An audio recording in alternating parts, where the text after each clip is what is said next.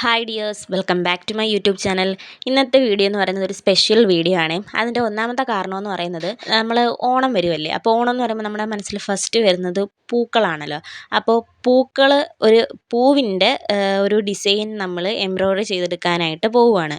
അതായത് Usha ജനോമി അല്ലൂർ DLX machine വെച്ചിട്ട് നമ്മൾ ഒരു ഫ്ലവർ എംബ്രോയ്ഡറി ഡിസൈനാണ് ഇന്ന് ചെയ്തെടുക്കുന്നത്. പിന്നെ രണ്ടാമത്തെ സ്പെഷ്യാലിറ്റി എന്ന് പറയുന്നത് നമ്മൾ എൻ്റെ ലോങ് വീഡിയോ കാണുന്ന സബ്സ്ക്രൈബേഴ്സിന് വേണ്ടിയിട്ട് ഒരു കുഞ്ഞ് ഓണസമ്മാനം കൊടുക്കുന്നുണ്ട്. അതായത് ഈ വീഡിയോയിൽ ഒരു ഓണം സ്പെഷ്യൽ ഗീവ് അവേ കൂടിയിട്ട് അനൗൺസ് ചെയ്യുന്നുണ്ട്. അപ്പോൾ ഞാൻ കുഞ്ഞ് സമ്മാനം എന്ന് ഉദ്ദേശിച്ചത് ഈ ഒരു സെറ്റ് സാരിയാണ്. നല്ല അടിപൊളി ഒരു സെറ്റ് സാരിയാണ്. നല്ല ഗ്രീൻ കളറിൽ പ്രിൻ്റൊക്കെ വരുന്ന ഒരു അടിപൊളി സെറ്റ് സാരിയാണ്. ഇതിന് മുന്നേയും ഒരുപാട് ഗീവ് അവേ ഒക്കെ നമ്മുടെ ചാനലിൽ അപ്ലോഡ് ചെയ്തിട്ടുണ്ട്. അതൊക്കെ പക്ഷേ ഷോർട്സിലാണ് ഞാൻ സാധാരണ ഗീവ് അവേ ഒക്കെ അനൗൺസ് ചെയ്യാറ്. പക്ഷേ നമ്മുടെ ലോങ് വീഡിയോ കാണുന്ന എൻ്റെ സബ്സ്ക്രൈബേഴ്സിന് വേണ്ടിയിട്ട് ഞാൻ ആദ്യമായിട്ടാണ് ഇങ്ങനൊരു ഗീവ് അവേ കൊടുക്കുന്നത്. അപ്പോൾ ഈ ഒരു സെറ്റ് സാരി നിങ്ങൾക്ക് കിട്ടാനായിട്ട് ഗീവ് അവേയുടെ റൂൾസ് എന്താണെന്നൊക്കെ ഞാൻ അതിൻ്റെ ഡീറ്റെയിൽസ് വീഡിയോയുടെ ഇടയ്ക്ക് പറയുന്നുണ്ട്.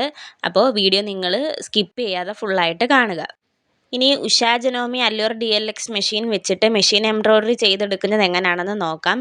അപ്പോൾ സാധാരണ നമ്മൾ സ്റ്റിച്ച് ചെയ്യുന്നത് പോലെയല്ല, നമ്മൾ എംബ്രോയ്ഡറി ചെയ്യുന്നതിന് മുന്നേ ആയിട്ട് നമ്മുടെ മെഷീനിൽ കുറച്ച് മാറ്റങ്ങളൊക്കെ വരുത്തേണ്ടതുണ്ട്. അപ്പോൾ അതിനായിട്ട് ആദ്യം ഞാൻ ആ ഒരു ബോക്സ് ഇളക്കി മാറ്റിയിട്ട് ഇവിടെ നമ്മൾ അടിനൂലിടുന്ന ആ ഒരു ഭാഗം ഉണ്ടല്ലോ, അവിടെ നമുക്ക് ചെറിയ മാറ്റങ്ങൾ വരുത്തേണ്ടതുണ്ട്. നമ്മൾ അടിനൂലിടുന്ന ആ ഒരു ഏരിയയുടെ സൈഡിലായിട്ട് നമുക്ക് ഒരു ക്ലിപ്പ് കാണാം. ആ ഒരു ക്ലിപ്പ് ഇതുപോലെ വിരൽ കൊണ്ട് താഴ്ത്തിയിട്ട് അങ്ങോട്ടേക്കൊന്ന് പ്രസ് ചെയ്ത് കൊടുക്കുക. നമ്മുടെ ആ ഒരു വലത്തെ സൈഡിലേക്ക് ഒന്ന് പ്രസ് ചെയ്ത് കൊടുക്കുക. ഇവിടെ നിങ്ങൾക്ക് ശ്രദ്ധിച്ചാൽ മനസ്സിലാവും, ഞാനിവിടെ ഒരു ഫൂട്ടും തന്നെ ഉപയോഗിച്ചിട്ടില്ല. ഈ മിഷീനകത്ത് കിടന്ന ഫൂട്ട് ഞാൻ ഊരി മാറ്റിയിട്ടുണ്ട്. ഇനി നൂലിനെ കുറിച്ച് പറയുകയാണെങ്കിൽ എംബ്രോയ്ഡറി ചെയ്യാനായിട്ട് ഞാൻ ഈ ഒരു എംബ്രോയ്ഡറി സിൽക്ക് ത്രെഡാണ് ഉപയോഗിച്ചിരിക്കുന്നത്. ഞാൻ ഈ കളറാണ് എടുത്തിരിക്കുന്നത്. ഇതുപോലെയുള്ള എംബ്രോയ്ഡറി സിൽക്ക് ത്രെഡ് നിങ്ങളുടെ കയ്യിലില്ല എന്നുണ്ടെങ്കിൽ നിങ്ങൾ സാധാ നമ്മൾ സ്റ്റിച്ച് ചെയ്യാനായിട്ട് ഉപയോഗിക്കുന്ന സാധാ നൂല് ഉപയോഗിച്ചിട്ടും നിങ്ങൾക്ക് ഇത് എംബ്രോയ്ഡറി ഡിസൈൻസ് ഒക്കെ ചെയ്തെടുക്കാൻ പറ്റുന്നതാണ്.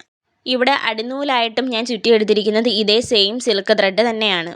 ഇനി നമുക്ക് മിഷീൻ്റെ മുകൾ ഭാഗത്ത് എന്തൊക്കെ മാറ്റങ്ങളാണ് വരുത്തേണ്ടതെന്ന് നോക്കാം. ഞാനിവിടെ ത്രെഡ് ടെൻഷൻ 5ലേക്ക് മാറ്റി കൊടുത്തിട്ടുണ്ട്. ഇനി സെലക്ടറും ലെങ്തും നമുക്കിവിടെ മാറ്റി കൊടുക്കണം. സെലക്ടർ എയിൽ നിന്നും സിയിലേക്ക് മാറ്റി കൊടുക്കുക. ലെങ്ത് നമ്മൾ XXLലേക്ക് ആക്കി കൊടുക്കുക. ഞാനിവിടെ ഒരു തുണി എംബ്രോയ്ഡറി ലൂപ്പിൽ സെറ്റ് ചെയ്തെടുത്തിട്ടുണ്ട്. അതിലേക്ക് ഞാനൊരു ഫ്ലവർ പാറ്റേൺ കൂടി വരച്ചു കൊടുത്തിട്ടുണ്ട്. അപ്പോൾ ഈ ഒരു ഫ്ലവർ ഡിസൈനാണ് നമ്മളിന്ന് ചെയ്തെടുക്കാനായിട്ട് പോകുന്നത്. പ്രഷർ ഫൂട്ട് പൊക്കിയിട്ട് നമുക്ക് എംബ്രോയ്ഡറി ലൂപ്പ് ഇതുപോലെ ഒന്ന് ഉള്ളിലേക്ക് വെച്ച് കൊടുക്കുക. എന്നിട്ട് നൂല് ഇതുപോലെ ഒന്ന് വലിച്ചു പിടിക്കുക. നമ്മൾ സ്റ്റിച്ച് ചെയ്യാനായിട്ട് എടുത്തിരിക്കുന്ന ആ ഒരു നൂലുണ്ടല്ലോ, അത് സൂചിയിൽ കൊടുത്ത ആ ഒരു നൂല് ഇതുപോലെ ഒന്ന് വലിച്ചു പിടിച്ചതിന് ശേഷം മാത്രം നമ്മൾ എംബ്രോയ്ഡറി ചെയ്യാനായിട്ട് തുടങ്ങുക. വളരെ പതിയെ സ്പീഡ് കുറച്ചിട്ട് വേണം നമ്മൾ മെഷീൻ ചവിട്ടാനായിട്ട്. ഇവിടെ ഞാൻ വീഡിയോയിലായതുകൊണ്ടാണ് സ്പീഡിന് സ്റ്റിച്ച് ചെയ്ത് പോകുന്നത് പോലെ തോന്നുന്നത്. ഞാനും ടൈം എടുത്തിട്ട് തന്നെയാണ് ഈ ഒരു എംബ്രോയ്ഡറി ഡിസൈൻ ചെയ്തെടുത്തിട്ട്. നിങ്ങൾ വളരെ പതിയെ നമ്മുടെ മോട്ടറിൻ്റെ പടിയിൽ കാല് കൊടുത്തിട്ട് പതിയെ വേണം എംബ്രോയ്ഡറി ഡിസൈൻ ചെയ്തെടുക്കാനായിട്ട്.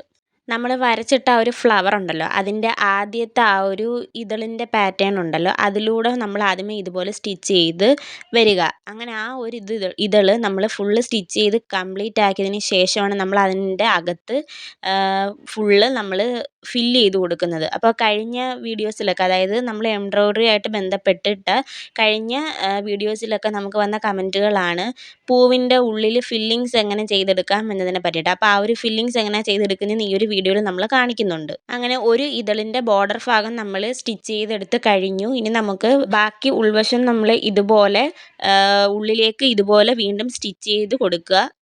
ഇതിനു മുന്നേ നമ്മുടെ ചാനലിൽ അപ്ലോഡ് ചെയ്ത ഉഷാ ജനോമി അല്ലൂർ DLX മെഷീൻ്റെ എംബ്രോയ്ഡറി വീഡിയോസൊക്കെ ഞാൻ അതിൻ്റെ ലിങ്ക് ഡിസ്ക്രിപ്ഷനിൽ കൊടുത്തിട്ടുണ്ട്. ആവശ്യമുള്ളവർ ആ വീഡിയോസൊക്കെ കയറി കാണുക. അപ്പോൾ ഞാൻ എല്ലാ വീഡിയോസിലും എംബ്രോയ്ഡറിയുടെ സെറ്റിങ്സും മറ്റു കാര്യങ്ങളും ഒക്കെ പറയുന്നുണ്ട്. അത് വീണ്ടും വീണ്ടും പറയുന്നത് എന്തിനാണെന്ന് വെച്ച് കഴിഞ്ഞാൽ, ഇപ്പോൾ എൻ്റെ ഈ വീഡിയോ ആദ്യമായിട്ട് കാണുന്ന ആൾക്കാർ ഉണ്ടായിരിക്കുമല്ലോ.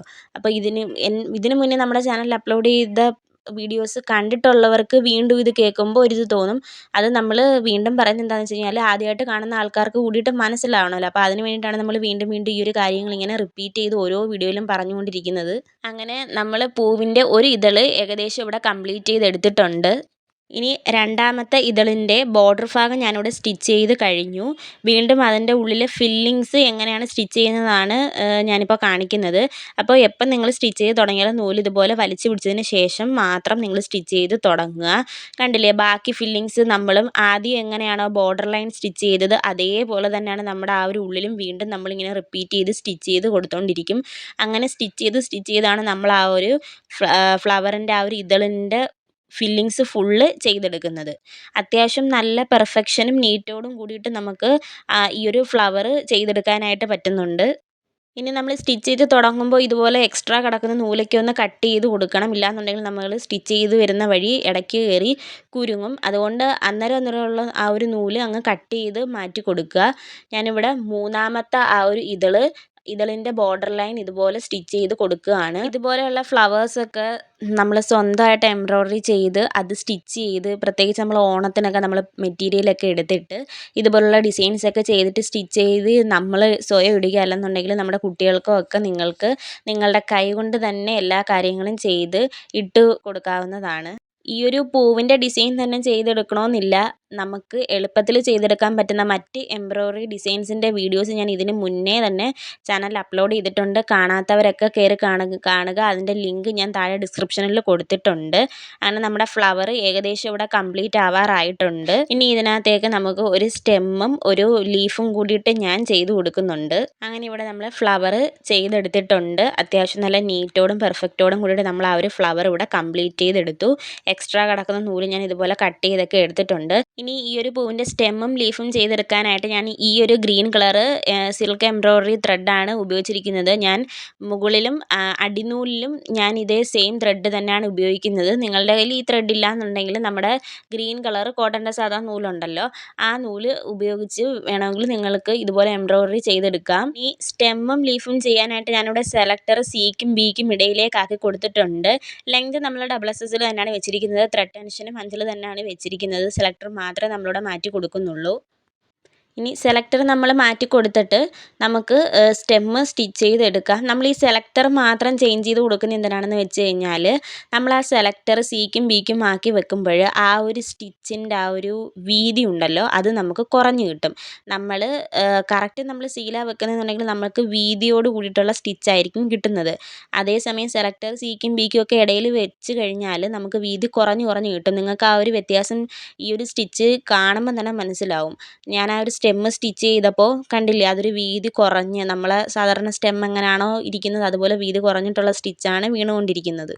ഇവിടെ ഞാൻ ഒരു ചെറിയ ഇല കൂടിയിട്ട് ചെയ്തെടുക്കുന്നുണ്ട്. നമ്മൾ എങ്ങനെയാണോ ആ ഫ്ലവർ ചെയ്തെടുത്തത് അതേപോലെ തന്നെയാണ് നമ്മൾ ആ ഒരു ലീഫും ചെയ്തെടുക്കുന്നത്. അങ്ങനെ ഞാനിവിടെ ആ ഒരു ഡിസൈൻ ഇവിടെ കംപ്ലീറ്റ് ചെയ്തെടുത്തിട്ടുണ്ട്. ഇതാണ് ഫൈനലി നമ്മൾ ചെയ്തെടുത്തിരിക്കുന്ന ആ ഒരു ഫ്ലവർ ഡിസൈൻ. ഞാനിവിടെ സെൻറ്റർ പോർഷനിൽ ഒരു ഡിസൈനും കൊടുത്തിട്ടില്ല. അത് അങ്ങനെ തന്നെ കിടക്കട്ടെ എന്ന് വിചാരിച്ചു. നിങ്ങൾക്ക് വേണമെന്നുണ്ടെങ്കിൽ സ്റ്റോൺ എന്തെങ്കിലും ഒട്ടിച്ച് കൊടുക്കാം. ഇനി നമുക്ക് ഗീവ് അവേയുടെ റൂൾസ് എന്തൊക്കെയാണെന്ന് നോക്കിയാലോ. അപ്പോൾ ഗീവ് അവേ വിന്നർ ആകാൻ വേണ്ടിയിട്ട് നിങ്ങൾ ചെയ്യേണ്ടത് ഈ വീഡിയോ ലൈക്ക് ചെയ്യുക, ഷെയർ ചെയ്യുക, ഈ വീഡിയോയ്ക്ക് താഴെ നല്ലൊരു കമൻറ്റ് ഇടുക. എൻ്റെ സബ്സ്ക്രൈബർ ആയിരിക്കണം കേട്ടോ. എൻ്റെ സബ്സ്ക്രൈബർ ആയിട്ടുള്ള ആൾക്ക് മാത്രമേ നമ്മൾ ഈ ഒരു ഗീവ് അവേ വിന്നർ ആക്കത്തുള്ളൂ. കമൻറ്റ് പിക്കർ വഴിയായിരിക്കും നമ്മൾ വിന്നറിനെ സെലക്ട് ചെയ്യുന്നത്. അപ്പോൾ വിന്നറിനെ സെലക്ട് ചെയ്യുന്ന തീയതി എന്ന് പറയുന്നത് 17-ാം തീയതി വൈകിട്ട് 5 മണിക്കായിരിക്കും നമ്മൾ വിന്നറിനെ സെലക്ട് ചെയ്യുന്നത്. അപ്പോൾ വിന്നർ ആരാണെന്നുള്ളത് ഞാൻ 17-ാം തീയതി 5 മണിക്ക് ഞാൻ കമൻറ്റ് ഇടുന്നതായിരിക്കും. പിന്നെ ഞാൻ വിന്നർ ആരാണെന്നുള്ള ഒരു ഷോർട്സ് വീഡിയോ കൂടിയിട്ട് ഇടുന്നതായിരിക്കും. അപ്പോൾ നിങ്ങൾ ഓർക്ക് എൻ്റെ സബ്സ്ക്രൈബർ ആയിരിക്കണം. ലോങ് വീഡിയോസ് കാണുന്ന എൻ്റെ സബ്സ്ക്രൈബേഴ്സിന് വേണ്ടിയിട്ടാണ് ഈ ഒരു ഗിവ് അവേ കൊടുത്തിരിക്കുന്നത്. വീഡിയോ ലൈക്ക് ചെയ്യാനും കമൻറ്റ് ചെയ്യാനും ഷെയർ ചെയ്യാനും നിങ്ങൾ മറക്കരുത്. അപ്പോൾ നമുക്ക് 17-ാം തീയതി 5 മണിക്ക് വിന്നറിനെ സെലക്ട് ചെയ്യുന്നതായിരിക്കും.